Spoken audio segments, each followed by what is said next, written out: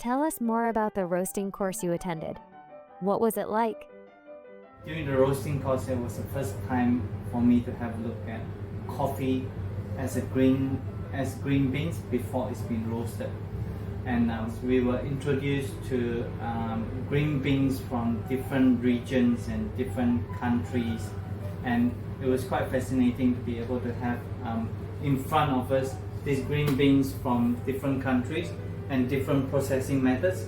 As different countries and different processing methods will have different smell to it and tasting notes to it. The trainer actually told me that you can create different flavor profile using different regions, different origins of coffee beans to create a memorable flavor profile in your coffee.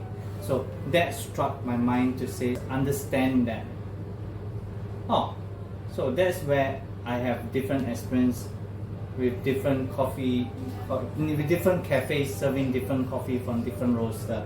So that started my whole journey of discovery of flavor in the coffee itself. Second thing that caught my attention was the terminology.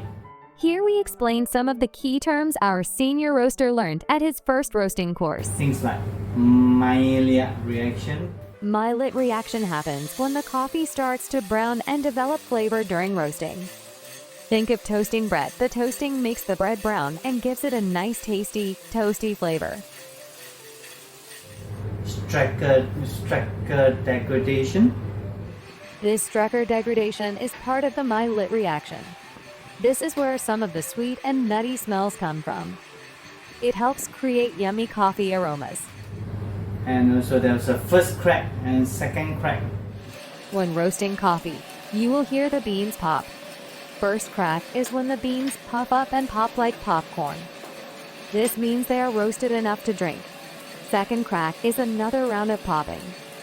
Louder and sharper. Now the beans are getting darker and oilier. The browning and sugar caramelization. Browning is when the beans start to change color and smell more like roasted coffee. Caramelization is when the natural sugars in the beans melt and give the coffee sweetness. All those are new terms for me. Hot.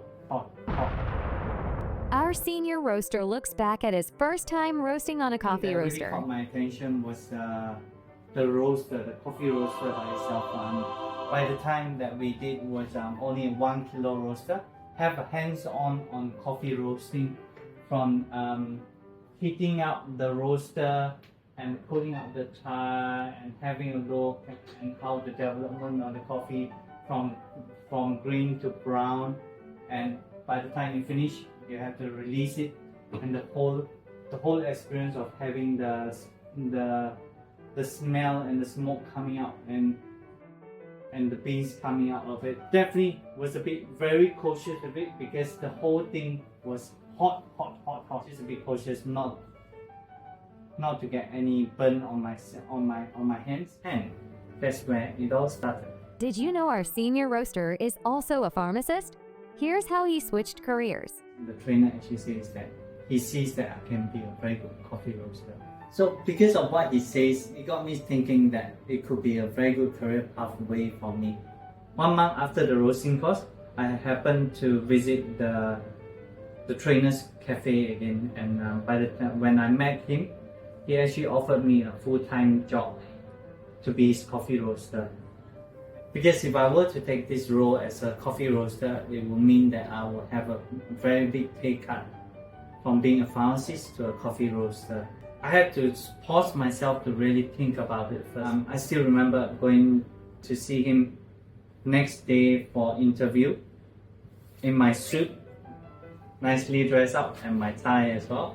He was offering me full-time position, but I was a bit hesitant, and then he let me think about it for 1 more week. And after a week time, I decided, okay, since I'm already a qualified pharmacist, so I'm happy to channel my energy into this.